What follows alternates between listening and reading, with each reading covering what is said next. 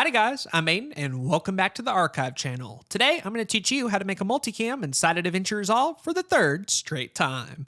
Now, I'm sure you have two questions running through your head right now. Number one, wait, what? 3 times? What happened? Well, I'm glad you asked. The first tutorial used a program called Recut, which uses AI to detect silences and removes the gaps. Super helpful. Up until Davinci added a very similar feature, making it pointless, but that's fine. On to tutorial number 2.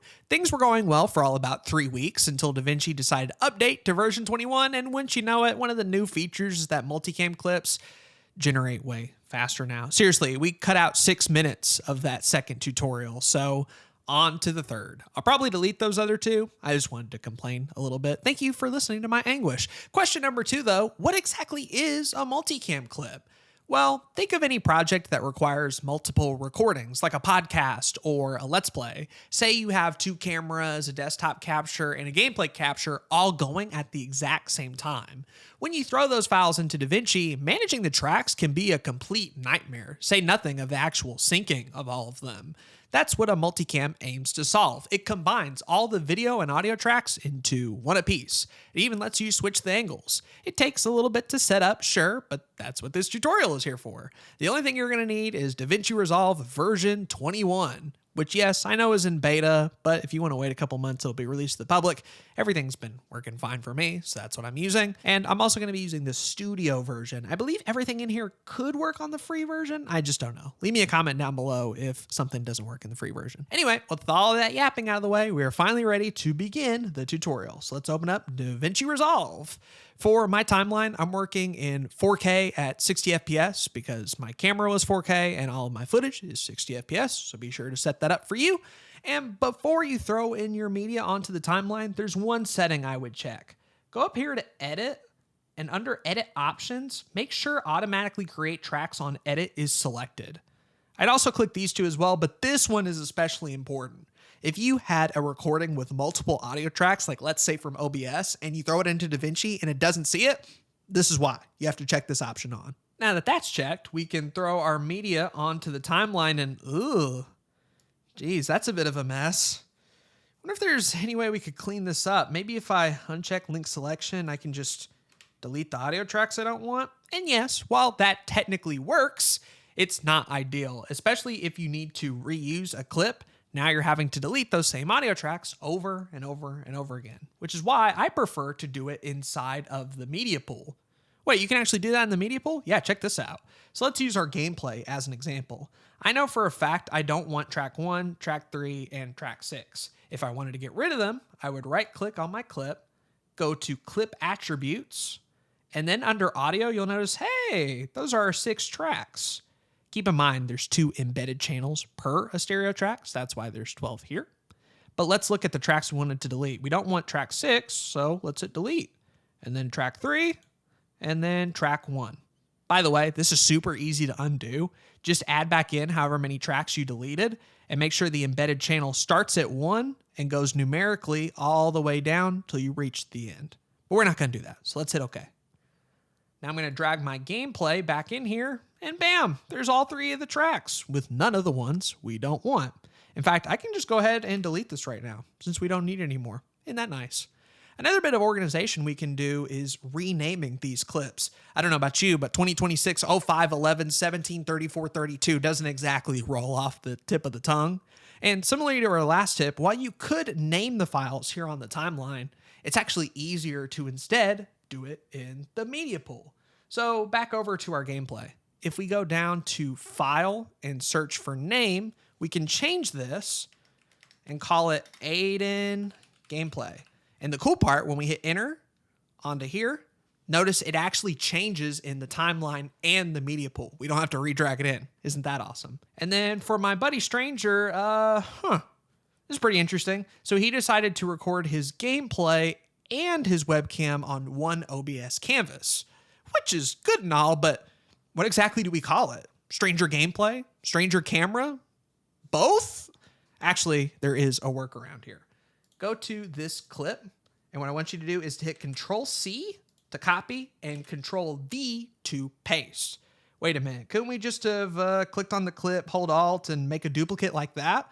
Sure, but Davinci sees these clips as being the exact same. So if we change like the name on this one, it'll also be affected over here. What we did instead is copied our original and created this new version that Davinci sees as being a completely different video file, which means we can change the name as well as our layout. In order to get that going, I'm going to click here, which opens up the dual viewer mode. This shows our timeline and this shows our source. Just be sure source is selected. And then what I'm going to do is I'm going to take our copy, throw that into the source.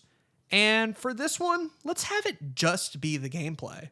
So if we adjust it in the inspector, in the media pool, not in our timeline, again, we can make this 2 and then type in 1920 and bam, there's our gameplay all sorted. Before we leave though, let's call this Stranger Gameplay. So it updates in the media pool and the timeline. Now let's work on our camera. Drag in our other version, same thing. Let's call this Stranger Camera, like so. Go to video, again, same zoom amount. We're gonna go 2, and then do -240. And there we go. There's our camera, all sorted out. We can get rid of these, throw both of these on here, and now we have a camera clip and a gameplay clip. One more thing I should mention about our dual viewer setup, there's a couple of settings I like to change on here. Go up to these 3 dots, turn live media preview off, but turn on show audio waveform in source tape, show audio waveform in source clip, and show audio waveforms zoomed in. That gives us this bar with the audio alongside our video. We don't really need it right now, but it will come in handy later, so I figured I'd let you know. We still have a couple of audio tracks that we need to get rid of, but rather than forcing you to sit through all that with a little bit of movie magic, you can see I already did that. Now our organization is finished. We're ready to begin with step 1 of the multicam process, and that is to add metadata to all our clips. Oh, metadata. Oh gosh, that sounds so complicated. What are we gonna have to do, like 15 different steps? No, it's actually really easy. Check this out. We're gonna go to our first clip, a camera, and then up top, click on metadata, this button right here, shot and scene. And what you're looking for is this guy right here, camera number. And what I'd like you to do is to assign a unique number to each of our angles. So for Aiden camera, let's call this camera 1. For Aiden gameplay, let's call it camera 2. For stranger camera, we can call it camera 3. And for stranger gameplay, camera 4. That's it. Now we're ready for step 2, and that is syncing all of our clips together. There's 2 methods, but the requirements are the same for both, so let's mention that first. I'd highly recommend on each of your angles to have your microphone somewhere in the recording. Why? Basically, it's easier to sync when there's one microphone that's consistent throughout all of them. My other tip and really requirement is at the start of your recording, be sure to clap right in front of the camera 2 to 3 times. These peaks will be very easy to see on our waveform and again, help with syncing. All right. On to our 2 methods. Method number 1 is syncing by audio. So what we can do is select all of our clips, right click, create new multicam using selecting clips. Don't worry, we'll get back to this later. But for now, change angle sync to sound, and then make sure move source clips is unchecked, hit create. And what it's doing is it's analyzing the content, seeing the waveforms, and trying to match everything up using AI. Spoiler warning, this isn't going to work out well. It's easy if you have like 1 visual and only 2 or 3 audio sources, but bigger multicams with a bunch of different cameras, it's either going to fail straight up, or what I often see happen, it says it works, but then when you look at the multicam, things are so obviously not in sync. So unless this method magically works for you, I basically wouldn't recommend it. Instead, we're going to use the marker method. And see, it already failed, so now we have to do it. The marker method is simple. It uses the same principles, but we look for that clap point and add a marker right when we hear the clap. What do you mean by that? Well, let's start first with Aiden camera. And what I want you to do is drag it into the source viewer. Be sure you're on source and you toggled on those options I told you earlier. And what you're looking for is our clap right here. When we get close to our clap, you can use the arrow keys to go frame by frame, and I would stop the second you actually hear the clap in your headphones. So check this out. When you hear the clap, hit M to create a marker, and you'll know it worked if marker number 1 shows up.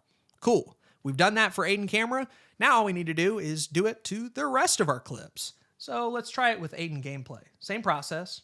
Click and drag onto the source viewer, and we hit play here. 3, 2, 1, clap. Okay, so you kind of heard the clap, but you also heard Stranger talking in the background, so I can't exactly tell when the clap shows up. Thankfully, there's 2 different approaches to fix this. The first is to change from source to audio track. This separates all our audio tracks out, and you can see, oh, there's our clap. So we can go back and see it a little bit easier, but we still can't hear it on top of Stranger talking. Be sure to click on your source over here in the media pool. Then go to Inspector, File, scroll down, Audio Configuration, and you'll notice these checkboxes. You only see these if you select it in the media pool, not down here. And on these checkboxes, you can actually mute audio sources you don't want to hear. So there's Stranger. We can mute that. And that's our gameplay. We can mute that. So now we're only going to hear me clapping. So now if we play through it, we're going to hit M to create a marker, which we have right here. And before you leave, be sure to turn these audio tracks back on.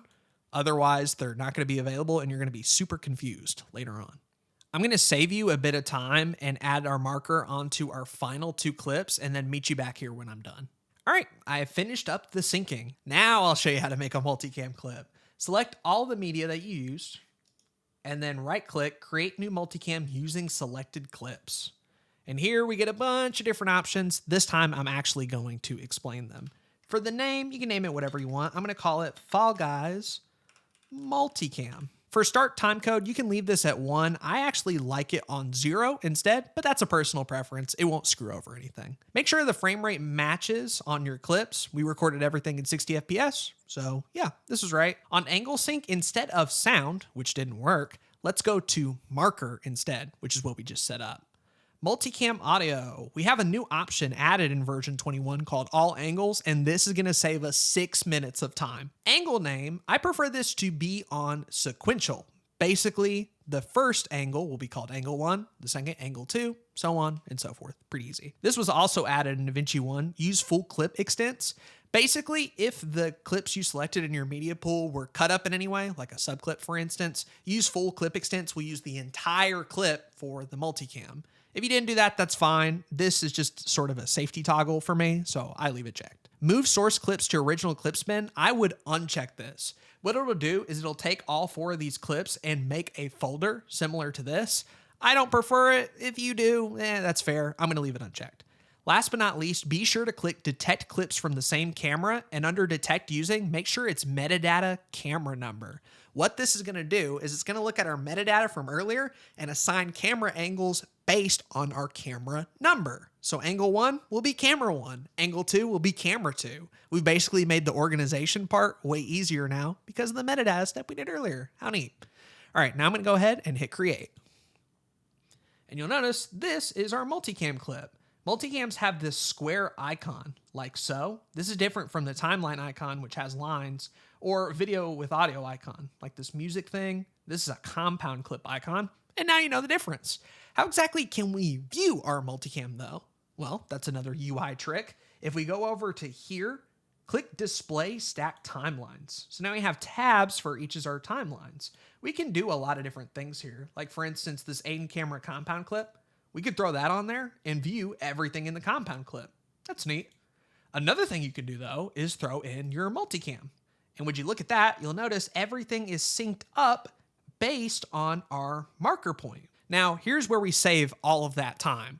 In the original tutorial, I had you match up the specific audio track you need to each source. So for Aiden camera, we would get only our mic. For the Fall Guys gameplay, only the Fall Guys sound. And you would have to delete all this extra audio tracks, and it was a complete pain in the ass. Well, we don't actually have to do that. Check this out. Go to timeline 1 and just drop your multicam clip on in. And what is this? This, my friends, are all the different audio angles we had in our timeline. So 1, 2, 3, 4, 5, 6. The same is here. Had we selected adaptive tracks, it would have combined all our audio into one single track. Now we don't have to. We get all the benefits of switching the video in one little video track, but we still have all of our audio tracks separate and available to us. So I'm going to wait for the rest of this to cache and show up, and then we'll continue on the tutorial. All right, everything is now cached. From here, you can delete any audio tracks that you might have needed for syncing, but don't want to keep in the final version. So for me, I don't need any of Stranger's audio. That was just purely for syncing. So I'm gonna get rid of that and that. And then I'm gonna get rid of this first audio one because I prefer my audio that I got via OBS. Then make sure this is unchecked. Select just the audio, move it up a little bit, and now we're good to go. Believe it or not, we only have one step left, and that is to get rid of all the silences and the gaps. I mentioned in the beginning of the tutorial, Recut was what I initially used this with, but Davinci has its own version. How do you access it? Well, if we select our clip, go over to the clip submenu, go to audio operations and ripple delete silence, we would get a whole menu that basically wouldn't work, and here's why.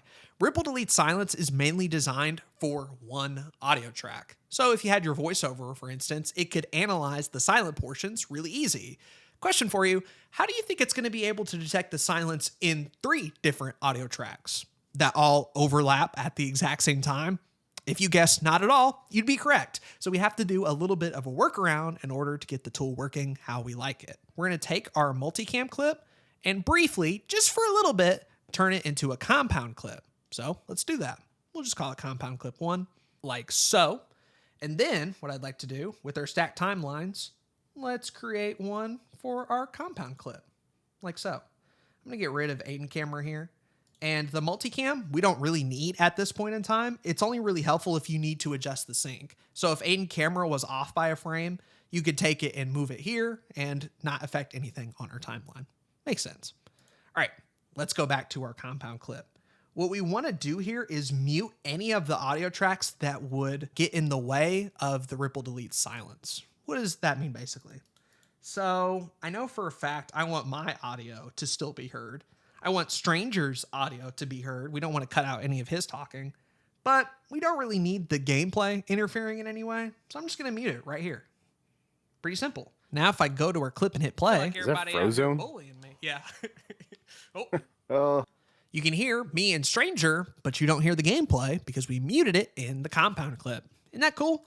All right, now we're ready to ripple delete the silence. Go to Clip, Audio Operations, and Ripple Delete Silence, and let's zoom in here. You'll notice all these red sections. Basically, these are going to get deleted when we hit the remove button. This is what's considered silence. Anything not red is considered audio, and that will be properly kept. How do we adjust these little red boxes? Well, that's what all these toggles are for.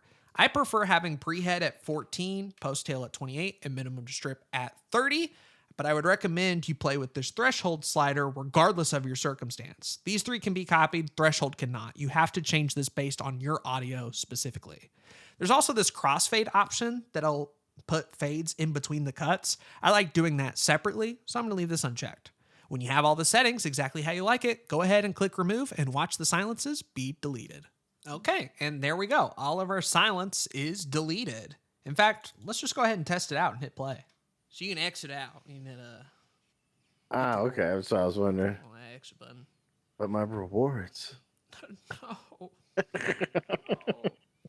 So yeah, basically, we have our rough cut completely done. All the silence is removed, and we can get straight to editing. Speaking of, yeah, how are we going to edit on this? I mean, this timeline is an absolute mess. So here's what I would do. For starters, let's get another copy of our compound clip. You'll notice for some reason this is a bug in the beta, but the compound clip turned back into the multicam. So what I'll do is just go back in here, create a new one, go to our stacked timelines, drag it in here, hit mute. This can serve as our backup, so we can try out different settings and play around with them to get them sounding exactly how we like it. But if we don't need to change it, hey, that's fine too. What I would do now is create a brand new timeline. And then from there, let's go ahead and take our cut up compound clip, drag it into timeline 2, hit paste. And our last step, we need to get back those audio tracks. And the way you do that is by decomposing the compound clip. Select everything, decompose in place using clips only. And there we go. We have our multicam back to its normal state with the caveat that we now have the silence removed, not just on my audio and Stranger's audio, but also our gameplay. Yeah, decomposing the compound clip still keeps the cuts on it, even though we never even touched the gameplay there. Isn't that pretty cool? All right, from there, here's how I would edit your multicam. On your second viewer, change source to multicam, like so, and you'll get this screen here. If I wanted to make a cut at this point, well, that's pretty easy. I would go up here and click on angle 2. And notice this just changes the video. It doesn't change any of the audio at all. But let's say, instead of angle 2, I want this to be angle 3. And I don't want to make another cut. I just want to swap the clip around. That's also easy. Hold Alt, and you'll notice the icon changes. While holding Alt, click on a new angle. Let's go angle 3, for instance. And now we're over to Stranger. Or if we wanted to see his gameplay, change it to angle 4. On the audio side, we could add track level effects like noise reduction or voice isolation, maybe even mess with the EQ, turn down the gameplay audio. Them not being combined actually gives us more flexibility in the edit. But yeah, that's basically it for this tutorial. Thank you guys so much for watching. I am so happy to finally be done making multicam tutorials. Once some of the bugs in the beta are fixed and things like ripple deleting silence or copy and pasting big multicams doesn't take an eon for Davinci to load, this workflow is going to be absolutely magical. So hope you guys enjoy it. I've been Aiden, and I will see you guys next time. Bye-bye.